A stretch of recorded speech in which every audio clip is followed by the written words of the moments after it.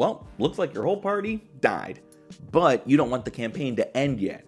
Maybe you all just got started, or the story's moving in a direction everyone's really excited about. At the same time, you don't want to pull one of those classic DM moves like, they took your prisoner actually, or a friendly god brings you back. No, you want them to earn this resurrection. Enter the Hall of Sinners, a dungeon you can use anytime your party bites the dust, but you want to give them a second chance. It's designed for level 3 D&D players, but with some minor tweaks you can easily run it for parties of all levels. And even better, this video is part of Dungeon Jam, a week-long event where creators all across YouTube come together to give you a free catalog of ready-to-play dungeons to toss into your games. I'll link to the full playlist down below, as well as the Google Drive folder that has this PDF with the adventure and some basic but serviceable combat maps. But for now, let's go to hell. Okay, so not like hell, but more of a pocket dimension run by a devil who exists between life and death. You know, similar. Your players will wake up chained to the wall inside a room that smells of sulfur, and they'll be greeted by a robed figure who introduces himself as the judge. It seems your party's fate is uncertain, and it's his job to help judge whether they should pass to the next world or return to their mortal lives. To do this, they'll need to pass 3 trials, and then face his final verdict. He'll be coy about what they're being judged on or his role in all this, insisting that he's just an unbiased host. But with some decent insider perception checks, your players may get the vibe that he's enjoying all this a bit more than he should. But for now, it's time to face the trials. To enter each trial, one player will have to reveal a secret, something that brings them shame or a time they felt powerless, for example. There's a different prompt for all 3, and it'll give your players a chance to either roleplay their characters bringing up past trauma, or even flesh out some new ideas by making up moments they draw on in the future. But after a memory is revealed and the door opens, it's time for some action.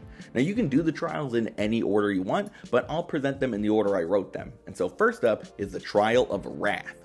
Here your players will be facing off with waves of enemies. First regular skeletons, then undead warhorses, and finally skeletal minotaurs. That's a lot of bones. But this challenge isn't just about destroying monsters and moving on. Style points count, and in this case, they need to be taking out enemies as brutally as possible. There are grinding saws, raging fires, and coils of lightning in the room your party can use to take out foes. And each time they do, they earn a point, getting them closer to the next wave. And as the DM, you can reward your players anytime they get really gruesome with a description, or find a way to be creative with their carnage. You don't want it to just turn into a shove fest where every skeleton gets turned to ash. Really encourage them to go wild. Once they've earned enough points and made it through each batch, the first challenge is complete. Second is the Trial of Greed, and this one is simple. The party is locked in a room with 2 chests, 1 gold and 1 silver. One by one, they'll take turns opening a chest, whichever they like, though both hold different contents. The silver chest sometimes holds the key they need to escape, and sometimes it curses whoever opens it with a -1 to all rolls. It's a true 50-50, but once your players find the key, they can leave. But the gold chest offers something too. There's a 75% chance that whoever opens it will get to permanently gain proficiency in one skill of their choice. The downside, the other 25% of the time, a random ally is cursed instead. So do you go for it, or do they only open the silver chest? And who ends up taking that risk? It's a decision the party will need to make to advance. And to be clear, each player can only get the proficiency boon once, but can be cursed multiple times, with that -1 stacking up with any previous debuffs. So they'll need to choose wisely, because the third trial awaits. Last but not least is the Trial of Pride. Your players will have to work together to complete a series of tasks, each suited for different abilities, and each step unlocks the next they need to take. They'll be prompted to pick who between them has the most will, who's the strongest, wisest, or smartest, and then have to solve a small puzzle or complete a task based on that ability.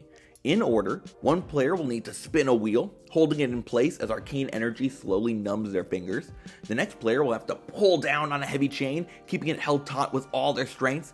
Lastly, 2 characters will have to collect the orbs they need to advance. One has to be chosen from among a bunch of fakes, and the other requires combining 2 into a new satisfactory sphere. It's all detailed in the free PDF down below, but remember that this is D&D, not a video game, so you can reward them for using more than just their stats. They want to place an immovable rod in the wheel to keep it from spinning back? Or the druid turns into a heavy animal to keep the chain from rising? Sounds great. It's up to you and the dice to determine what works and what won't. With the final trial complete, it's time to meet the boss. The final challenge is the judge's verdict, and wouldn't you know, he maybe wasn't being honest earlier. He is judging their potential, to see if they'll be a fitting addition to his collection of souls, heroes and villains caught on the cusp of greatness and now held in his clutches forever.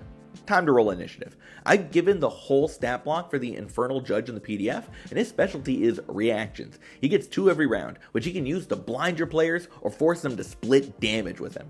Of course, if your party is a higher level than 3, feel free to pick any appropriately strong devil, like an Arinyi's or Pit Fiend, but hopefully your players will defeat the judge and earn their freedom. With his body destroyed, the judge's demiplane will collapse, and your players' souls will for a moment exist between life and death. They can choose to either pass on or return to the material world. Most will probably go back to living, that's kind of why you did all this in the first place, but it could be a great opportunity for some roleplay. Maybe the paladin sees their long-lost love, or the cleric has a brief chat with their god. Whatever they choose, your players have survived the Hall of Sinners, and can now tackle any of the other incredible dungeons that have been made for the jam. Seriously, there is a whole playlist of content from incredible creators that you can use in your games, so please go give them some love. As for this one, you can find a link to the full adventure PDF and battle maps, basic ones, in the description. This is absolutely not play tested, so I'd love to hear your comments and feedback too. Thanks for watching, and if you enjoyed the video, leaving a like is a great way to help the channel. And hey, maybe even subscribe to the Bard's College. I make stuff about D&D, DMing, and everything in between, so stick around. But for now, good luck, and remember, crit your players.